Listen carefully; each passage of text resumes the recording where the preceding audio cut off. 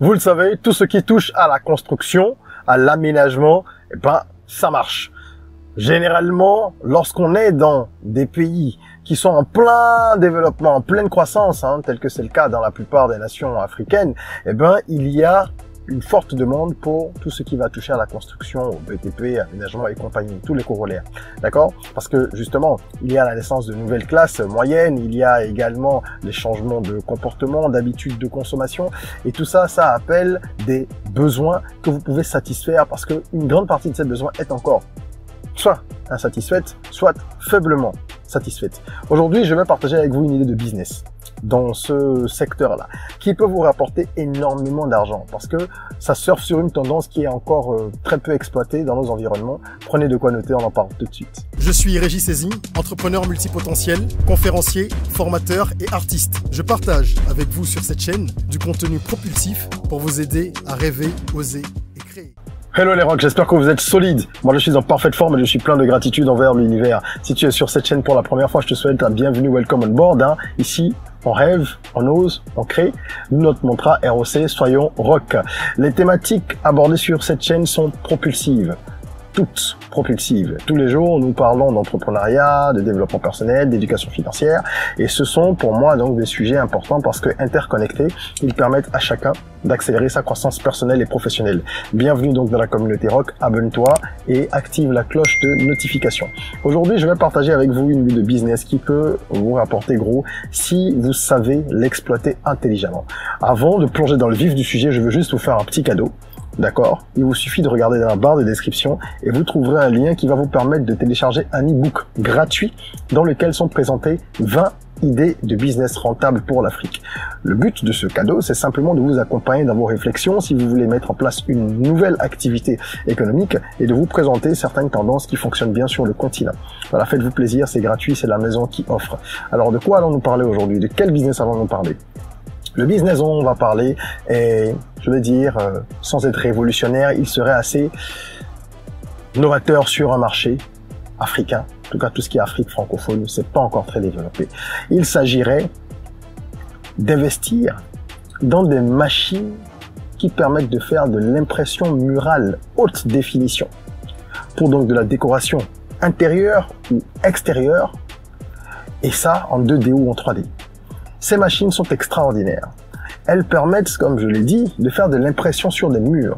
Et on va répondre à un problème très simple, puisque un business doit répondre à un problème, apporter une solution. Le problème, c'est qu'il n'y a pas beaucoup d'options.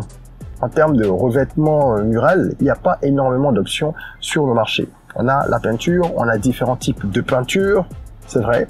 Il y a les papiers peints qui ont également le vent en poupe, mais l'impression murale, qui est donc développée depuis plusieurs années maintenant dans des pays dits occidentaux et même en Orient, des pays, on va dire, développés, plus développés que la majorité de nos pays en Afrique, cette tendance-là, elle est en forte croissance dans ces pays et je crois qu'on a tout à gagner si on décide de se lancer dans cette même activité en Afrique.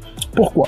Je vais partager avec vous les raisons pour lesquelles ce business va marcher. En tout cas, une partie des atouts de ce business. Ensuite, je vais vous présenter les limites et on parlera après d'argent, combien il faut investir, combien est-ce que vous pouvez espérer gagner et puis quelles sont les astuces qui vont vous permettre de vraiment transformer cette idée-là en business rentable. Commençons par les atouts.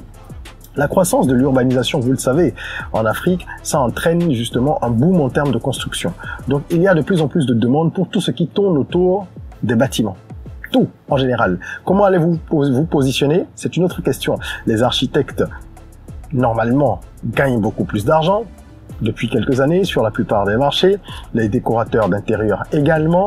Il en va de même pour les personnes qui officient dans la construction, qui sont vraiment dans la construction, je vais dire, le dur, d'accord, qui ne sont pas dans la planification, mais dans la construction, avant qu'on arrive maintenant à tout ce qui va être finition après.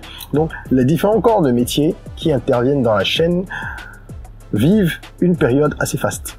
Vous pouvez, comme faire un petit trou comme ça, rentrer et faire votre trou, comme on dit, ok? Ça, c'est le premier atout. La demande est forte.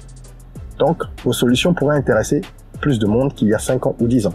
Il y a également le changement ou l'évolution des habitudes de consommation qui est à prendre en compte. Parce que c'est pas seulement qu'on construit plus, on construit davantage, mais les propriétaires sont des personnes qui ont des habitudes différentes. La mondialisation, elle s'infiltre partout, davantage aujourd'hui qu'hier, avec les réseaux sociaux, Internet et tout ce qui va avec. Donc, on a des désirs qui sont, on va dire, un petit peu homogénéisés. Les gens voient des choses ailleurs, ils trouvent ça beau, ils ont envie d'avoir ça chez eux. Et quand la solution est disponible, eh ben, il y a plus de personnes qui se laissent tenter. Parce qu'elles ont été préparées psychologiquement, elles l'ont vu à droite, elles ont vu à gauche, etc. Et ça, c'est un atout, parce que le besoin justement de design unique et attrayant est de plus en plus fort. Les gens sont très enclins à la personnalisation aujourd'hui. On aime bien personnaliser ses vêtements, on aime bien personnaliser parfois même sa voiture avec un style de couleur ou alors un agencement de couleurs différent. Voilà, il y a cette envie-là qui est de plus en plus forte de se singulariser parce qu'on est dans un monde où évidemment on est presque des clones aujourd'hui. Donc les gens cherchent des moyen de se distinguer et de sortir un peu du lot. Et ce business va être intéressant parce que vous pourrez en faire non seulement un business en B2B, mais en B2C. Vous allez pouvoir proposer vos services à des familles, de particuliers, pour dire les choses simplement, pour l'aménagement de leur maison, ok, mais également à des entreprises. Et c'est là que c'est intéressant. Vous pouvez travailler sur les deux volets. Vous allez apporter des machines qui permettent d'avoir une précision unique et qui font gagner beaucoup de temps. Ce sont les atouts de ces machines-là.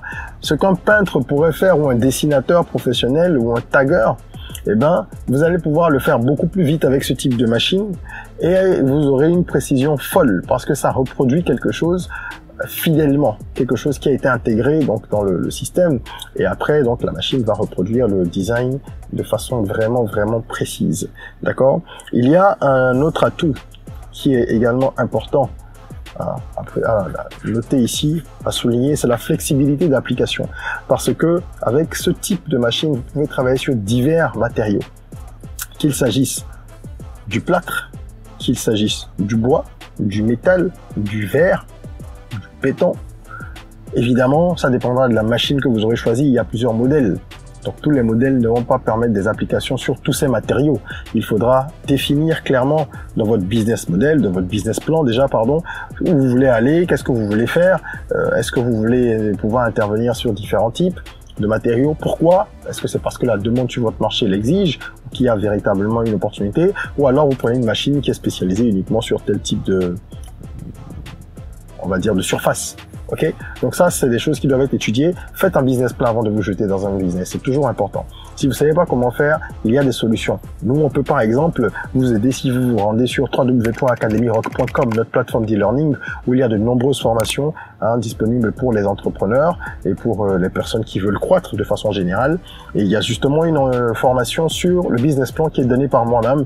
Vous avez la latitude, en suivant donc des vidéos chapitrées, une fois que vous vous êtes inscrit, de développer l'aptitude à la rédaction de business plan performant. D'accord? Et vous suivez ça à votre rythme, ces vidéos-là, vous les suivez à votre rythme, et il n'y a pas de limite de temps. Donc, formez-vous pour avancer vers ces rêves.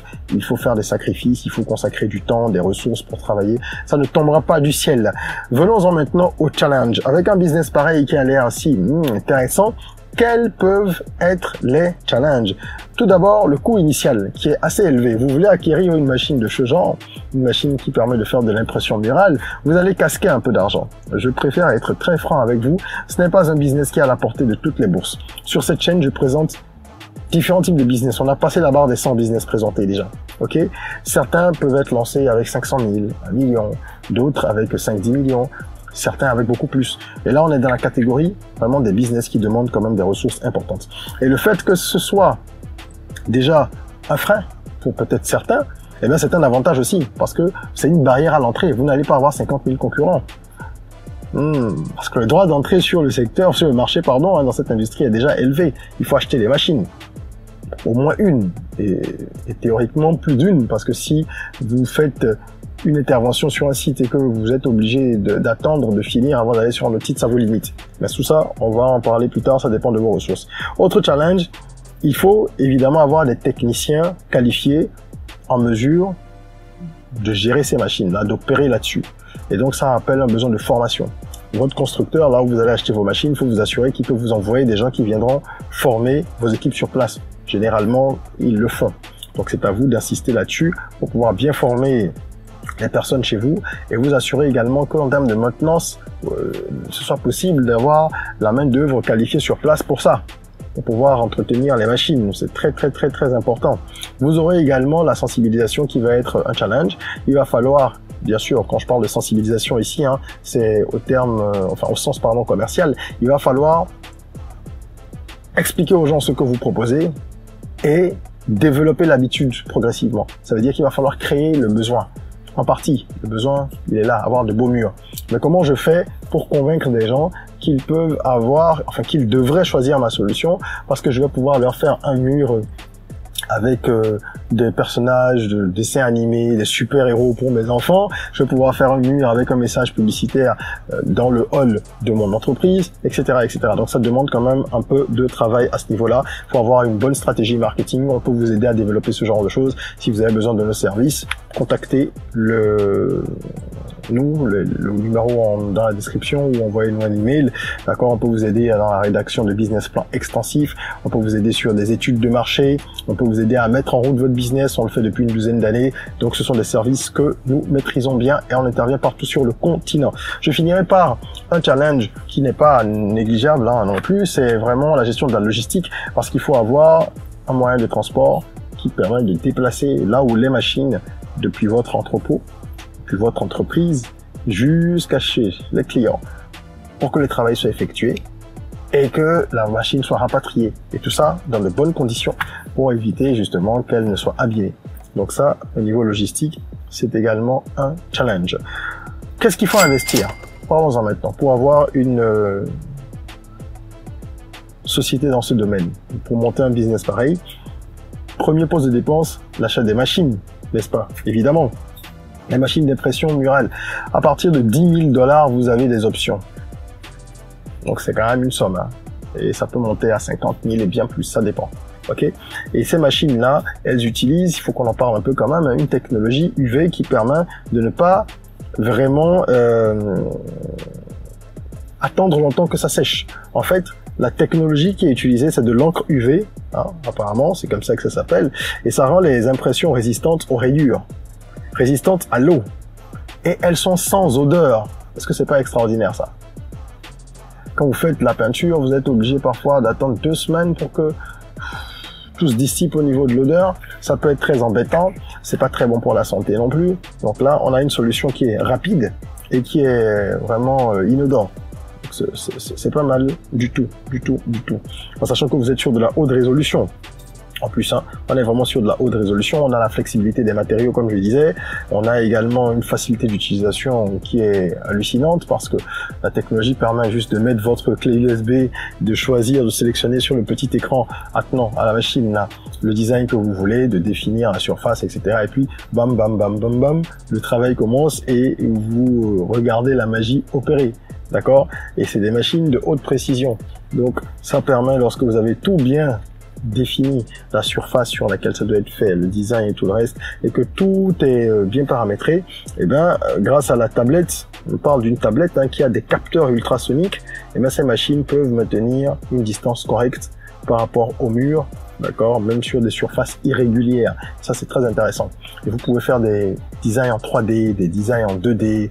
En 3D, c'est hyper réaliste. Ça peut être de belles solutions pour de nombreuses personnes. Alors, vous allez devoir financer également tout ce qui est formation, on l'a déjà dit, du personnel. Et puis, en termes de marketing, de véhicules de transport, il faut prévoir également un budget. Sans oublier le marketing. Qui va... Oui, j'insiste encore, je le répète, parce que sur un business pareil, il faut faire du bruit. Il faut faire du bruit. Le service va parler du même, mais il faut faire du bruit au début. Et pendant un bon moment après aussi, il faudra continuer jusqu'à avoir une certaine notoriété et puis un carnet d'adresses assez fourni. D'accord? Donc voilà ce que je peux vous dire en ce qui concerne les investissements. Vous allez devoir très probablement investir autour de 20 millions de francs CFA si vous voulez démarrer un business pareil, en sachant que avec une somme pareille, vous n'avez pas 10 machines. Hein. Alors, vous en avez peut-être 2 d'entrée de gamme, peut-être. Sinon une super solide. Et après, vous investissez dans le reste, les charges des premiers mois, la formation, etc. Combien est-ce qu'on peut gagner avec ce business? Alors ici, ce qu'il faut retenir, c'est que vous allez proposer différentes choses.